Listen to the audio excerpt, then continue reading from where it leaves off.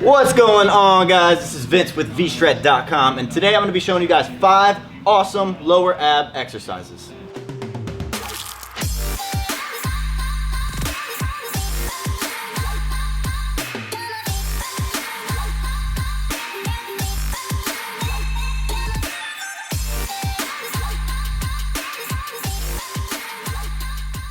Alright, so when it comes to lower abs, they're hit wrong a lot. So today I'm going to show you the proper way to hit lower abs and 5 exercises to implement hitting them properly. So I'm going to get right into this. First 3 are going to be on a mat, and then we're going to move on to dip bar and pull-up bar. First one is going to be possibly my favorite lower ab exercise because of the simplicity of it. It's called a reverse crunch. If you don't know what a reverse crunch is, you probably think of a reverse crunch as bringing your legs from here and bringing it all the way up here. Wrong. Starting position is going to be right here. You want your legs perpendicular to the ground, because if you bring your knees any lower than this in a leg lifts work your hip flexors. They do not work your lower abs. Your lower abs get worked by this muscle group shortening and lengthening.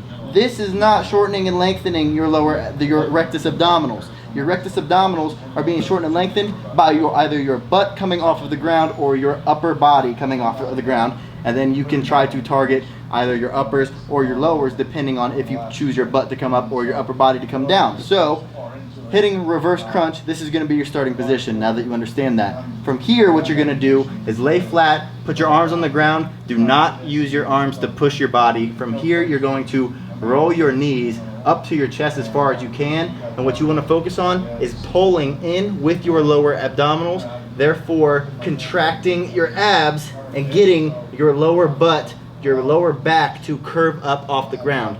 This right here is the part that hits your lower abs. So you're going to bring it back down to perpendicular off the ground and crunch back up.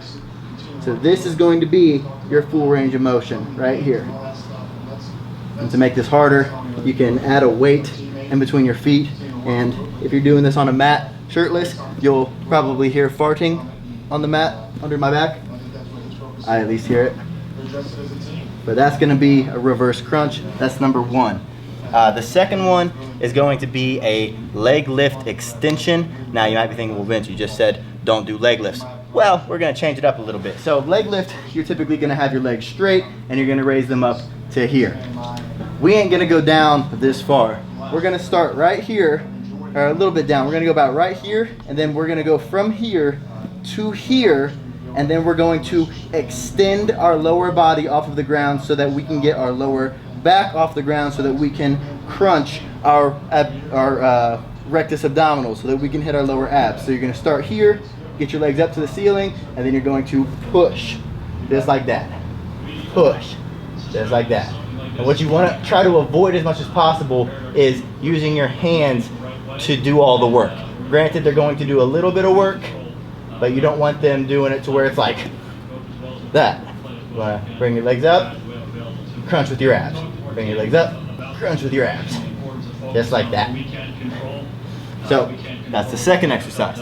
Now the third exercise, we're going to flip over, and you guys probably know what this exercise is. It's called a mountain climber. A lot of people do this for high intensity circuits or just ab exercises in general, but they end up doing it wrong because they're doing it lazily. What you want to do instead of, so this is a mountain climber right here. This is a lazy mountain climber right here. A mountain climber is supposed to work your abs like hell. So what you want to do when you're doing a mountain climber is really focus on getting that crunch of your abs and driving that knee up as high as you can each time. So crunching that up every time. And this is a mountain climber. Not this. This is not a mountain climber. This is a mountain climber. Try to get that curvature of your lower spine every single time you're driving your knee up so that you can hit your lower abdominals. Now, we're going to move on to the 4th and the 5th exercise. All right, the 4th exercise is going to be what you call an air sprint. So you're going to need some kind of dip bar where you can elevate your body off of the ground, and then from here what you're going to do is an air sprint. So it's going to be very similar to a mountain climber, except you're going to be elevating your body off of the ground. You're going to be holding yourself up, you're going to be straight up and down, and you're going to be driving your knees upwards rather than forward. So this is kind of like an advanced mountain climber. So you're going to hold yourself up, and then from here you're going to not only drive your knee upward, but you're also going to lean forward. That way you can get that curvature of your lower spine. So you drive, so sprint right here, drive your knee up. Right here, you're acting like you're sprinting, air sprints. Drive your knee up, drive your knee up, drive your knee up, drive your knee up. Really squeezing down on your abs. You don't want to just go like this, where I'm kind of working my abs, I'm kind of just being a lazy shit. I'm gonna drive your knee, drive your knee, drive your knee, drive your knee. So that's the fourth one. And the fifth and final exercise for your lower abs is going to be called an ankle to bar. Now, granted, don't necessarily have a straight bar right here. That's okay. You're just basically going to be raising your ankles up above your head and hitting your lower abs as much as possible.